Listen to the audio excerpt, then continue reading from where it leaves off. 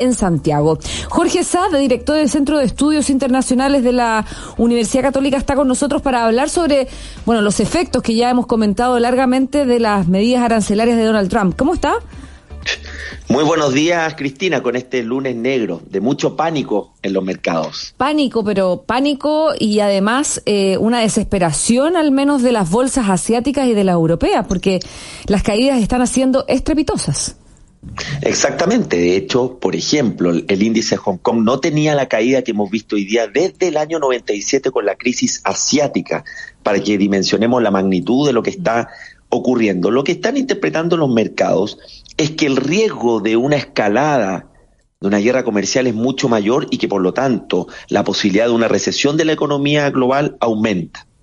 Muchos dicen, Cristina, de que se abre un ciclo de negociación país a país con el presidente Trump en materia de aranceles, pero eso abre en definitiva un nuevo ciclo de incertidumbre, porque la discrecionalidad que puede haber en términos de si se suspenden o no los aranceles, si se rebajan, va a continuar. Y ya conocemos cómo ha sido la tónica del presidente Trump en su toma de decisiones. Sí, de hecho, ayer hubo protestas en Estados Unidos, en algunas ciudades como Nueva York, muchas protestas contra el presidente, al quien sería muy oportuno preguntarle si esto era lo que realmente le esperaba.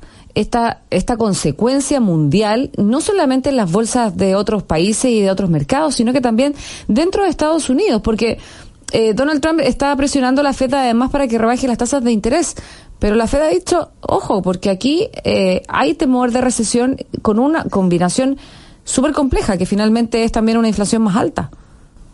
Exactamente, en definitiva aquí el primer dañado en la economía americana, y a mí me parece de que no había conciencia total de la magnitud y profundidad de los efectos que podía producir un anuncio de esta naturaleza en materia de los aranceles, y eso lo están sintiendo los mercados. Recordemos, Cristina, que la economía no tiene color político, las malas ideas las castiga de inmediato. Ahora, aquí nos falta una parte de la película, que son las medidas que anunciaría Trump en materia de procrecimiento. No hemos visto cuáles van a ser sus anuncios de bajas de impuestos, de desregulación, que igualmente, creo yo, no van a aplacar este ciclo de incertidumbre, pero creo que su gobierno y su administración también está guardándose bajo la manga eso. Ahora, obviamente esto también es parte de una estrategia de negociación.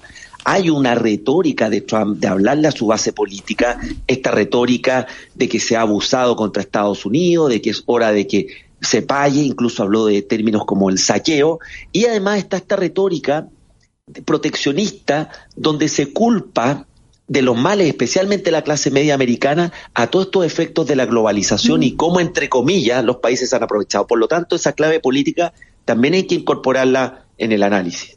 Claro, es difícil de descifrar a Donald Trump. Uno sin duda puede dedicarse horas a entenderlo porque es muy intempestivo, toma decisiones pareciera sin pensar mucho, pero más allá de aquello uno puede analizar como la larga trayectoria además empresarial de Donald Trump, que es un empresario agresivo y bajo esa lógica está siendo agresivo también desde la Casa Blanca. ¿Qué podría esperar también sobre el apoyo, político de Donald Trump? Porque en la medida que estas decisiones vayan afectando a la ciudadanía en términos de su economía, efectivamente eso va a afectar también la posición de apoyo que tiene Donald Trump hoy, que es innegable, porque tiene además el Congreso a su favor. A ver, lo primero es que Estados Unidos puede entrar en un cuadro muy complejo, que es de una persistencia de la inflación, o una presión al alza de la inflación por los aranceles. Recordemos que los aranceles en definitiva son un costo adicional a la producción. Y por otro lado, una recesión. Eso es lo que llaman los economistas la estanflación. Es decir, un escenario de alta inflación y de bajo crecimiento. Y que es tremendamente complejo para la Reserva Federal porque obviamente no puede subir las tasas para contener la inflación, pero a la vez tiene que bajarlas para dinamizar el crecimiento. Un escenario de esa naturaleza claramente va a generar un mayor malestar en la sociedad, y Trump tiene su primera prueba política en las elecciones de medio tiempo, en 2 años más, donde se renueva toda la Cámara de Representantes y parcialmente el Senado. Ahora, lo que uno podría pensar es que se va a abrir este espacio de negociación y que por lo tanto pudiera en el mediano plazo suavizarse algunos de estos tipos de aranceles. Pero la incertidumbre que vemos hoy día ya per se causa daño, más allá de lo que pueda ocurrir en algunas negociaciones de un Trump que, como tú bien mencionas, tiene una política exterior transaccional. ¿Cuál es la diferencia? Con esto termino, Cristina, con lo que ha venido pasando los últimos años, donde ha venido aumentando el proteccionismo en el mundo. Que Trump aplica los aranceles de manera sorpresiva, drástica y de manera unilateral. Muchos de los conflictos que él alega de barreras comerciales de otros países podrían resolverse por la vía institucional, como se hacía históricamente entre la Organización Mundial de Comercio. Pero eso hoy día no ocurre. Y ese unilateralismo, esa ley del más fuerte, claramente genera mayor volatilidad, mayor nerviosismo y, en definitiva, incertidumbre en la economía. Bueno, de hecho, como tú decías, se espera que las economías vayan a negociar directamente a Estados Unidos con Donald Trump el tema de los aranceles. Israel ya ha anunciado que Benjamín Netanyahu va prácticamente volando a Washington a reunirse con Donald Trump. Pero esa capacidad de negociación no se puede extender a todos los países y además a las tensiones evidentes que cada país puede tener con Estados Unidos. Pero volviendo sobre las consecuencias y lo que puede significar esto para Estados Unidos, claro, Donald Trump ha dicho que como para encontrar la salud o reponerse de la enfermedad hay que pasar un shock. Un shock importante, que es el que se está viviendo ahora. ¿Cuánto tiempo puede durar ese shock? Y si es que acaso la economía norteamericana podrá resistirlo. A ver, tenemos un escenario efectivamente de mayor presión al alza de los precios de la inflación. La probabilidad de una recesión global y de la economía americana ha aumentado. JP Morgan hoy día lo estima en un 60%. Y creo que una cosa es hablar de un shock, de una medida inicial, pero creo que lo que Trump y su administración no han sopesado es la magnitud del efecto que están generando y que por lo tanto la recuperación pueda tomar mucho mayor tiempo. Los índices de confianza del consumidor americano han venido bajando, se va a producir una disrupción en las cadenas de suministro porque estos aranceles finalmente afectan a todo el proceso de producción de una economía americana que el 70% de su producto se explica por el consumo, es decir, es una economía que importa muchos bienes, que importa muchos productos porque lo necesita, en definitiva, su mercado. Y eso al consumidor americano finalmente le va a impactar en el precio.